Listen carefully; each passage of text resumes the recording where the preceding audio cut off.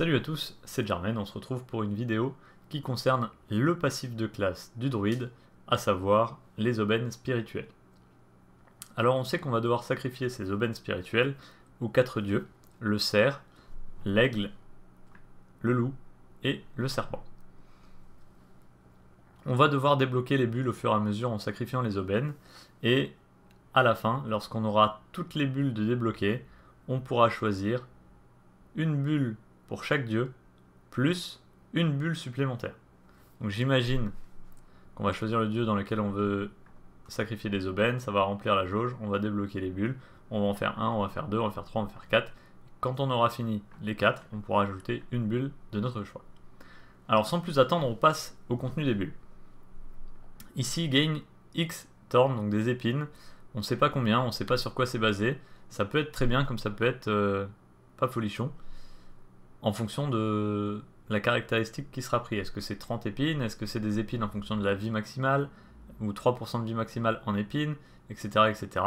Ça peut être très bien comme ça peut être assez mauvais, en sachant que j'adore les épines et que pour l'instant je n'ai pas trouvé de quoi en faire un vrai build épines qui tient la route avec le druide.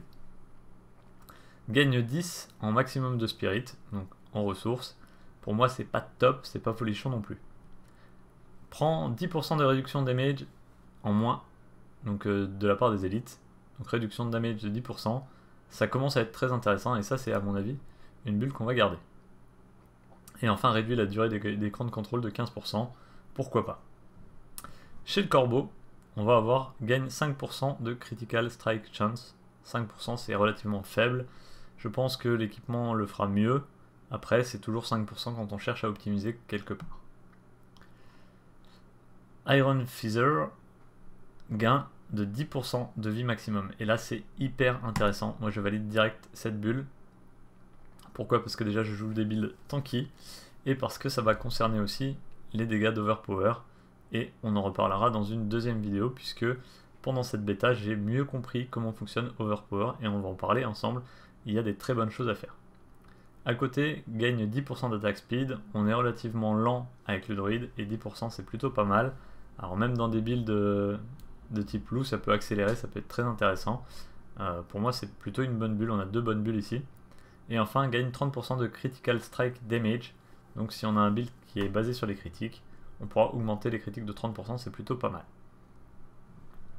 On passe au loup. Le loup qui va faire donc Lucky Hit. Les critical strike ont 20% de chance de reset le cooldown des compagnons, des skills de compagnons. Donc si on joue full compagnon, ça peut être très intéressant. On a vu des builds pareil qu'on a testé pendant le serveur Slam. Il y aura des vidéos dessus, elles vont arriver, il faut le temps que je les monte.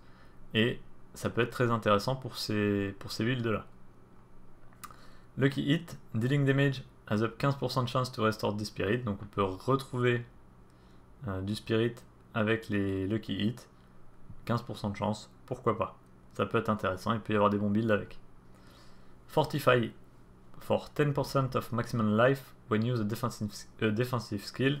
Là c'est quelque chose qui nous intéresse vraiment et on valide direct parce que on joue un build assez particulier. Je vous le présenterai également dans la vidéo qui va suivre, elle est en montage. Et on a un build qui est basé sur énormément de skills défensives, donc c'est juste très très fort pour nous. Ensuite, extend the duration of ultimate skill by 25%. Donc on n'a pas encore testé tous les ultis, il faudra voir une fois que le jeu sera sorti, mais c'est sans doute très très bien aussi. On passe au serpent. Tous les 10 kills, on a la prochaine Earth skill qui overpower, et ça c'est juste très très fort. Il va falloir voir quel skill en particulier, mais ça me paraît vraiment très bien de pouvoir déclencher du overpower tous les 10 kills sur une skill de Earth. Alors, à voir également, il va falloir réfléchir sur la transformation des skills, notamment avec les aspects qui font en sorte que votre attaque en ours est considérée comme une attaque de terre. Si je dis pas de bêtises, c'est l'ours. Et je crois que le loup-garou, c'est du wind. Il faudrait vérifier. J'irai le faire juste après. Overload, donc Lucky Hit, faire des dégâts de lumière à 20% de chance Non, électricité et lightning.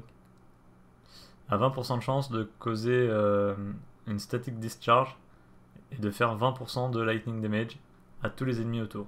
Ça peut être sympa dans un build lightning. Le masochiste, critical strike with shapeshifting skill, heal you for 3% maximum life.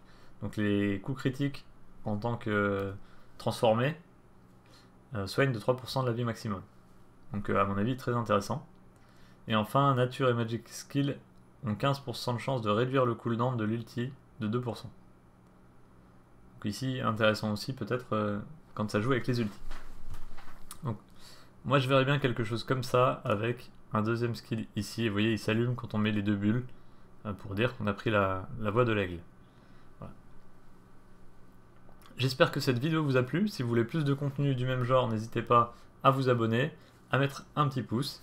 Et je vous dis à très bientôt pour toutes les vidéos qui concernent les builds, le serveur Slam et tous les persos, puisqu'on a monté tous les persos au niveau 20, on a testé énormément de choses. Donc je reviens vers vous très bientôt avec d'autres informations. A très vite!